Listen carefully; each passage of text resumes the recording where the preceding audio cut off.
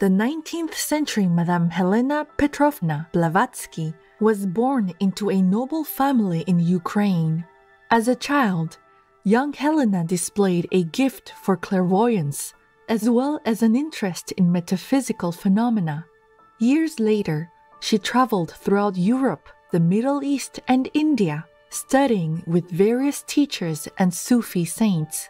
Following the guidance of an Indian yogi named Mahatma Moriya, Madame Blavatsky co-founded the Theosophical Society. Theosophy, meaning divine wisdom, refers to knowledge that comes through spiritual experience rather than intellectual understanding alone.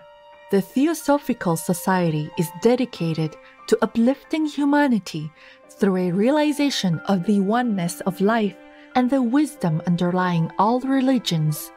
Madame Blavatsky wrote several important books on theosophy, including Isis Unveiled, The Secret Doctrine, The Key to Theosophy, and The Voice of the Silence. The key to theosophy unlocks the door that leads to a deeper study of theosophy. In contrast to other theosophy volumes, it is written in simple explanatory language. Readers are thus able to more easily understand its fundamental principles. Today, on Words of Wisdom, we invite you to join us for excerpts from The Key to Theosophy. In this section, The Common Origin of Man, we see that all of humanity is united through a spiritual essence that is identical for us all. Understanding this can also lead to a peaceful understanding among religions, since it will then be clear that all beliefs in the divine originate from the same higher source. The Common Origin of Man. Theosophist, all men have spiritually and physically the same origin, which is the fundamental teaching of theosophy. As mankind is essentially of one and the same essence, and that essence is one, infinite, uncreated, and eternal, whether we call it God or nature, nothing, therefore, can affect one nation or one man without affecting all other nations and all other men. This is as certain and as obvious as that a stone thrown into a pond will, sooner or later, set in motion every single drop of water therein.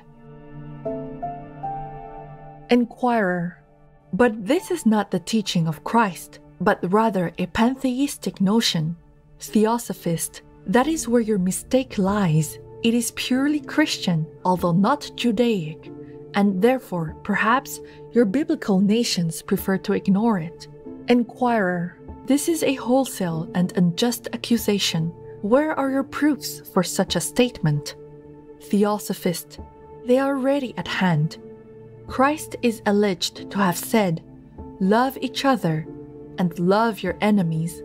For if ye love them only which love you, what reward or merit have ye? Do not even the publicans the same? And if you salute your brethren or fellow Christians only, what do ye more than others? Do not even publicans so?" These are Christ's words, but Genesis 9:25 says, "Cursed be Canaan, a servant of servants shall he be unto his brethren." And therefore, Christian but biblical people prefer the law of Moses to Christ's law of love.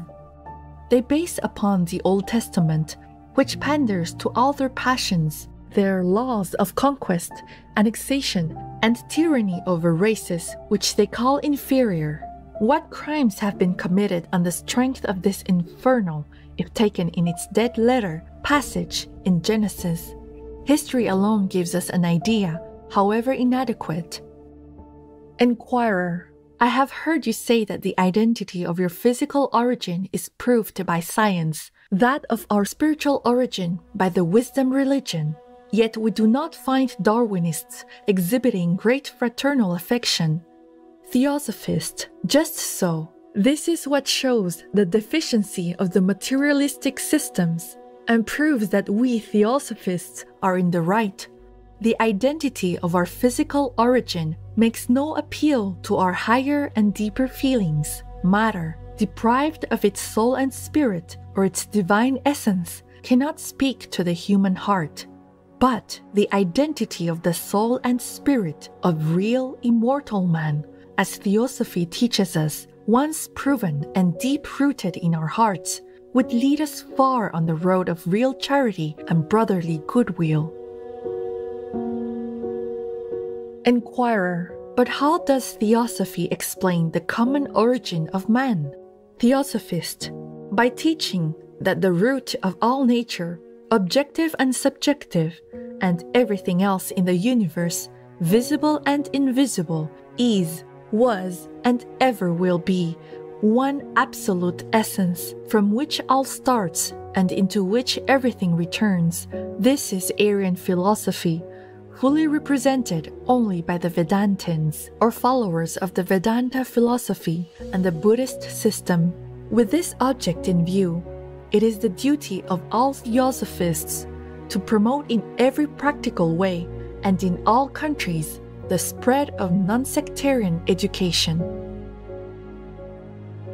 Enquirer, what do the written statutes of your society advise its members to do besides this? On the physical plane, I mean.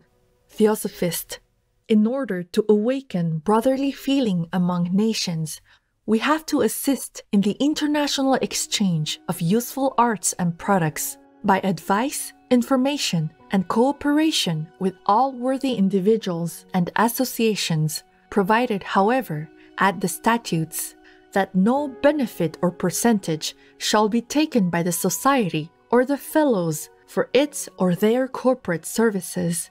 For instance, to take a practical illustration, the organization of society depicted by Edward Bellamy in his magnificent work Looking Backwards admirably represents the theosophical idea of what should be the first great step towards the full realization of universal brotherhood. The state of things he depicts falls short of perfection because selfishness still exists and operates in the hearts of men.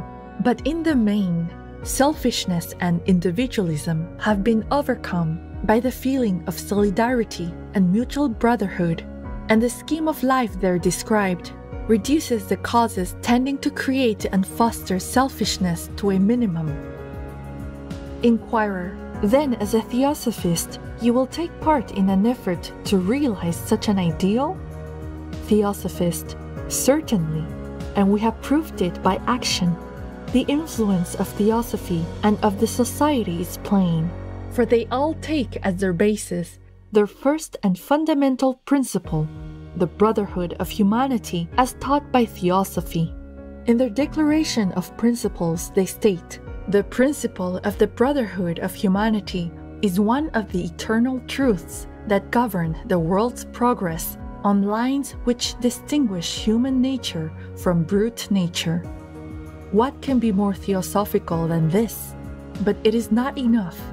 What is also needed is to impress men with the idea that if the root of mankind is one, then there must also be one truth, which finds expression in all the various religions. It is always a great thing to care, whether it's environmental issues, animal rights, women's rights, equality. Never be afraid to show how much you care. Natalie Portman, vegan. Truth-seeking viewers, it has been a pleasure to have you with us today for the Common Origin of Man, selections from Theosophy's Sacred Teachings in the Key to Theosophy, Part 1 of 2 on Words of Wisdom.